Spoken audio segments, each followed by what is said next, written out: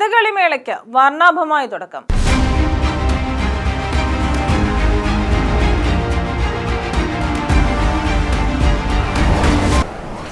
നമസ്കാരം, ജനശബ്ദം ന്യൂസിലേക്ക് സ്വാഗതം. പത്തനംതിട്ട ജില്ലാ കഥകളി ക്ലബിന്റെ 18ാമത് കഥകളി മേള അയിരൂർ ചെറുകോൽപ്പുഴ പമ്പാ മണൽപ്പുറത്ത് തുടക്കമായി. മേള ഡോക്ടർ ജോർജ് ഓണക്കൂർ ഉദ്ഘാടനം ചെയ്തു. കേരളം ലോകത്തിന് സമർപ്പിച്ച ഏറ്റവും മഹത്തായ കലാരൂപമാണ് കഥകളിയെന്നും ഒരു ഗ്രാമത്തെ കലയുടെ പേരിൽ അടയാളപ്പെടുത്തിയ സ്ഥലമാണ് അയിരൂർ എന്നും ഓണക്കൂർ പറഞ്ഞു. അഡ്വക്കേറ്റ് പ്രമോദ് നാരായണൻ MLA മുഖ്യപ്രഭാഷണം നടത്തി.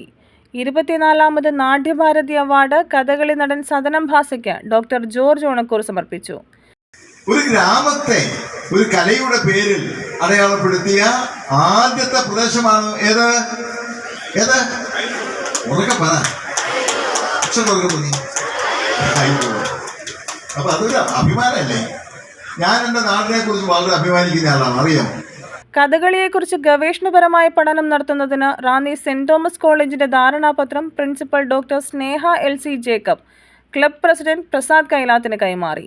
അയിരൂർ ഗ്രാമപഞ്ചായത്ത് president Ambili Prabhakaran Nair, doctor B Udayanan, Dileep Ayiroor, Zacharia Mathew, Mangalam Narayanan Namboothiri എന്നിവർ സംസാരിച്ചു. കല്ലുവഴിച്ചിട്ടയിലെ കീഴ്പ്പടം വഴിയുടെ പതാകവാഹകനായ സദനം ഭാസി ഹനുമാനായി കഥകളിയിലെ ആദ്യ ദിനം നിറഞ്ഞാടി.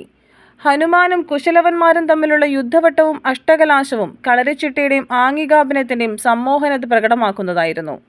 ചൊവ്വാഴ്ച രാവിലെ ജില്ലാ പഞ്ചായത്ത് പ്രസിഡന്റ് രാജീവ് P രാജപ്പൻ ആസ്വാദന കളരി ഉദ്ഘാടനം ചെയ്തു. ജില്ലാ പഞ്ചായത്ത് അംഗം സാറ തോമസ് അധ്യക്ഷയായി.